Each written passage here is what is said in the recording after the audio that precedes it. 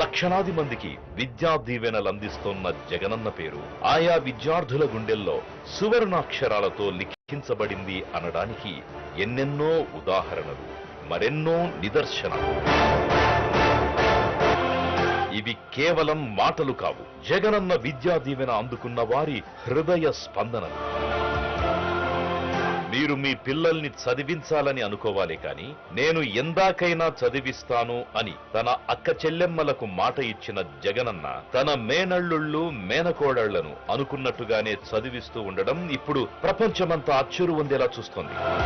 పేదరికం వల్ల చదువును మానేస్తా ఉన్న పరిస్థితి ఎప్పటికీ రాకూడదు. ఆ చదువులకు భరోసా ఇస్తూ ఈ జగనన్న విద్యా దీవెన అన్న పథకాన్ని గొప్పగా అమలు చేస్తా ఉన్నాము అని చెప్పి సగర్వంగా తెలియజేస్తా ఉన్నాను.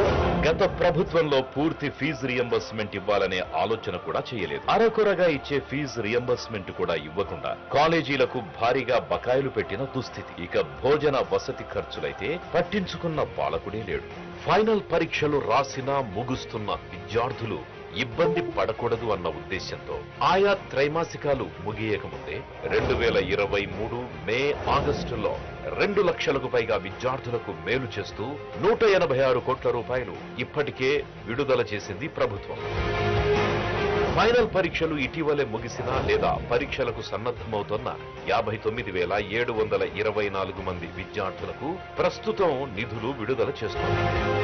ఈ ఏడాది జూలై, ఆగస్టు, సెప్టెంబర్ త్రైమాసికానికి గాను 8,09,000 మంది విద్యార్థులకు లబ్ధి చేకూరేలా సుమారు 584 కోట్ల రూపాయలను వారం 10 రోజుల్లో ఆయా కాలేజీలకు చెల్లించేలా తల్లుల ఖాతాల్లోకి నేడు బటన్ నొక్కి నేరుగా జమ చేయనున్నారు మన జగనన్న. ఏ త్రైమాసికం ఫీజు ఆ త్రైమాసికమైన వెంటనే చెల్లిస్తూ గత ప్రభుత్వం పెట్టిన ఫీజు రియంబర్స్మెంట్ బకాయిలు 1778